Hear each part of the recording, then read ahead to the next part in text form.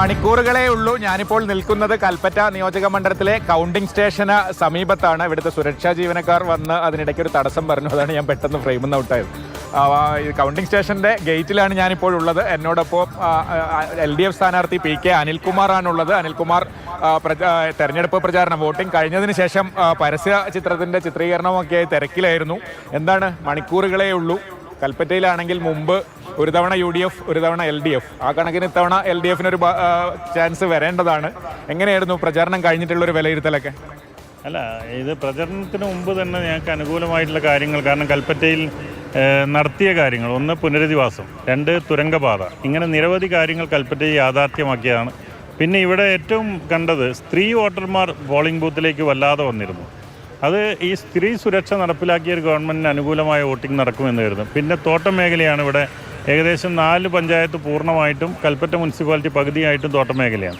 അവിടെ ആദ്യമായി തോട്ടം തൊഴിലാളികളെ BPL ഉൾപ്പെടുത്തിയ സർക്കാരാണ്. ഇങ്ങനെ നിരവധി, അതുപോലെ തോട്ടം തൊഴിലാളികളെ സ്ത്രീ സുരക്ഷാ പദ്ധതിയിൽ ഉൾപ്പെടുത്തിയ സർക്കാരാണ്. അപ്പോൾ നിരവധി കാര്യങ്ങൾ ചെയ്തൊരു സർക്കാരിൻ്റെ വികസന നേട്ടം പറഞ്ഞിട്ടാണ് ഞങ്ങൾ വോട്ട് പിടിച്ചിട്ടുള്ളത്.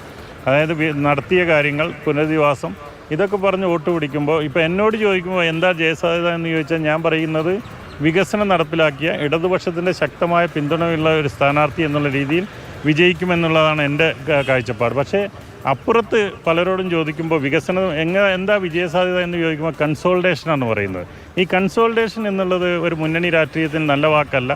കാരണം ആ രാഷ്ട്രീയം ഭാവിയിൽ ഫാസിസത്തിന് വഴിമാറും. അതുകൊണ്ട് അവർ നടത്തിയ പ്രചരണം കൺസോൾട്ടേഷൻ എന്നുള്ളത് അത് ചിലപ്പോൾ റിവേഴ്സ് കൺസോൾട്ടേഷനും ആവാൻ സാധ്യതയുണ്ട്.